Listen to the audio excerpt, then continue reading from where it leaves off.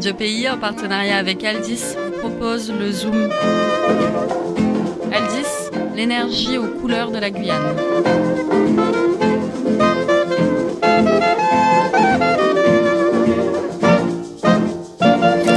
Bonjour Florian, je sais que t'aimes pas trop la folie des grandes villes mondialisées, alors je te propose de ne pas écouter le récit de mon voyage à Washington. D'accord, eh bien, le Zoom Histoire fut court aujourd'hui.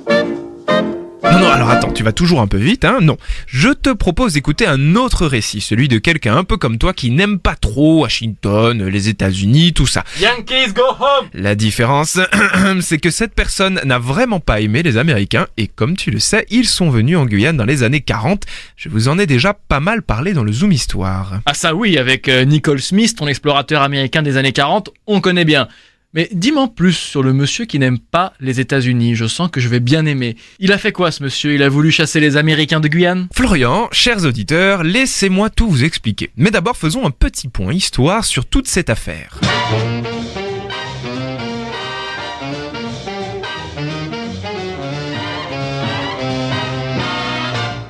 Cayenne. 1943, nous sommes en pleine Seconde Guerre mondiale, l'armée américaine vient d'installer au camp de Rochambeau un aéroport dernier cri qui vaut presque 3 millions d'euros aujourd'hui. Objectif, envoyer des bombardiers en Afrique du Nord pour ravitailler les soldats en plein combat. Mais alors, en quoi cela pourrait générer des insatisfactions chez nous en Guyane? Tout simplement parce que les Américains se sont installés chez nous. Il y a donc des baraquements pour loger tout le personnel de l'aéroport militaire, un lac artificiel pour les besoins en eau et aussi des pipelines qui se baladent un peu partout du côté de Matoury. Bref, une colonie états-unienne est chez nous. Et à Cayenne, un certain Monsieur Jacques n'en sera pas du tout satisfait. Yankees go home! On est d'accord que tu as modifié les noms là. Je suis presque sûr que le monsieur ne s'appelait pas Jacques, ou alors Jack. Et en plus tu as raturé tes notes, comme par hasard. Qu'il est observateur, ce Florian, oui, j'ai changé les noms. Les familles existent encore et je n'ai pas envie de les vexer. Tout commence le 4 septembre 1943 quand un soldat américain qui marchait dans les rues de Cayenne bouscule Monsieur Jacques et son ami Monsieur Pierre en voulant passer entre eux. Vous me copierez 100 fois, I am stupid and aggressive. Et boum, une dispute éclate en anglais. La dispute tourne très vite à la bagarre et sans surprise, une douzaine d'autres soldats se mêlent à l'affaire. Vous imaginez, le résultat, messieurs Pierre et Jacques arrivent quand même à fuir et à se réfugier chez Jacques, ce qui n'empêche pas les Américains d'encercler la maison pendant presque 2 heures avant de s'en aller. Je ne sais pas si je déteste les Américains au point de me retrouver dans une bagarre avec 12 militaires. Ça me fait un peu plus peur qu'autre chose, je pense. Je te comprends. Eh bien, à partir de là, Monsieur Jacques soutient que les militaires américains sont venus chez lui le lendemain pour l'agresser. Une nouvelle dispute éclate et on est obligé d'appeler la police. Et là, c'est ce qui nous intéresse vraiment. Monsieur Jacques explique précisément pourquoi il pense que la présence américaine en Guyane n'est pas souhaitable. Point numéro 1. Le port de Cayenne était encombré à cause de leur matériel, ce qui en aggravait l'état général, sans compter que le gouverneur en avait interdit l'accès.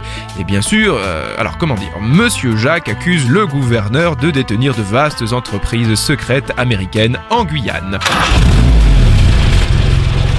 Point numéro 2. Apparemment, les grosses jeeps américaines passaient dans les rues de Cayenne, ce qui, je cite, causait des ravages aux artères principales de Cayenne, provoquant nuages de poussière et pollution sonore en ville. Point numéro 3, les Américains faisaient apparemment exploser des mines, ce qui dérangeait les familles guyanaises, faisait vibrer les maisons et tomber les objets. Oui, remarque classique dans toute affaire de voisinage. Mais jusqu'où est allé Monsieur Jacques finalement? Après, tous ces reproches ne sont pas suffisants pour générer une révolte à Cayenne, si? Non. Alors, je m'explique. Monsieur Jacques menace de provoquer une révolte populaire. Il affirme l'indépendance de la Guyane vis-à-vis des nations étrangères. D'accord, tu veux dire qu'il était indépendantiste? Alors, il prétendait que non. Justement, l'idée était plutôt de mettre les Américains dehors et pas forcément les Français. Ce qui revient souvent dans son discours, c'est que l'État français a passé des accords secrets avec les États-Unis. Alors, Monsieur Jacques insiste, il faut faire la lecture publique de ces accords afin que la population sache. Mais en fait, je me suis rendu compte que les choses allaient bien au-delà de tout ça. Monsieur Jacques provoque des mouvements de foule à Cayenne, rend hommage à Félix Éboué, lit des discours à l'encontre du gouverneur Jean Rapin et aurait même fondé un mouvement anti-blanc, dont je tairai le nom ici. Comment tout cela se termine-t-il? Eh bien, par une petite année de prison ferme. Mais attends, il y a vraiment un mouvement anti-américain où Monsieur Jacques et ses amis étaient plus ou moins tout seuls? Honnêtement, je ne doute pas du tout que les Américains faisaient exploser des trucs pour construire la route entre Cayenne et l'aéroport de Rochambeau.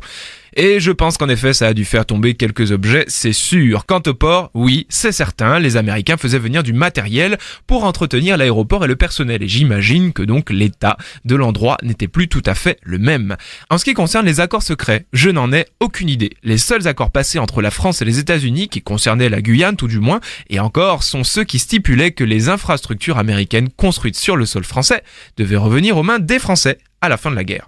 Et finalement, ça n'a pas été le cas pour l'aéroport de Rochambeau puisque la France a dû le racheter. Mais le problème demeure, ces accords ont été passés en 46, or Monsieur Jacques était plutôt actif en 43. Et donc on ne peut pas vraiment dire que les Guyanais détestaient les Américains, en dehors de Monsieur Jacques et de ses amis bagarreurs. Rappelons-nous quand même que les États-Unis étaient un pays particulièrement raciste dans les années 40. Dans le sud des États-Unis, à l'époque, on peint encore des Noirs en toute impunité. Et comme vous le savez, si les Américains ont quand même bien évolué sur la question, le problème est loin d'être réglé. Par contre, clairement, beaucoup de Guyanais admiraient les Américains, surtout les militaires, pour leur grande efficacité, leur travail acharné, leur organisation et la qualité de leur matériel. Il y a quand même pas mal de Guyanais qui ont participé à la construction de l'aéroport de Rochambeau, sauf Monsieur Jacques et Monsieur Pierre, évidemment. Ah non, en effet, mon petit doigt me dit qu'ils n'ont pas forcément apprécié le coût de l'effort de guerre avec les Américains. Et eux d'ailleurs, ils en pensaient quoi de la Guyane? Ils n'ont pas donné leur avis sur Monsieur Jacques et ses partisans? Autant te dire que les Américains ne nous aimaient pas vraiment. On trouve que vous êtes arrogant, brailleur, libidineux, lâche, inculte et sale. Alors bien sûr, je généralise, ça dépend des Américains. Il y en a quand même qui venaient nous voir à l'époque, mais bon. C'est sûr que si on se base sur les rapports de la Pan American Airways, alors la Pan American Airways, est-ce que tu te souviens, c'était la compagnie qui avait construit un aérodrome juste avant l'aéroport de Rochambeau. Bien sûr, la fameuse affaire de l'ingénieur Harvey Blalock dont on avait parlé l'année dernière. Ça commence à remonter déjà, souvenir.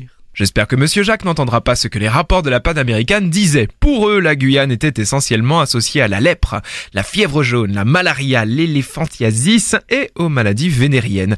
Quant à l'hôpital de Cayenne, il était, selon eux, à l'époque, désespérément inadéquat. Pour les Américains de la Paname, la Guyane était une ville coupée du monde, sans électricité, énergie hydraulique ou ligne de communication avec l'extérieur. Quant aux bagnards, ils étaient, pour eux, une main-d'œuvre apathique. Alors, ils se sont même fendus d'une petite statistique.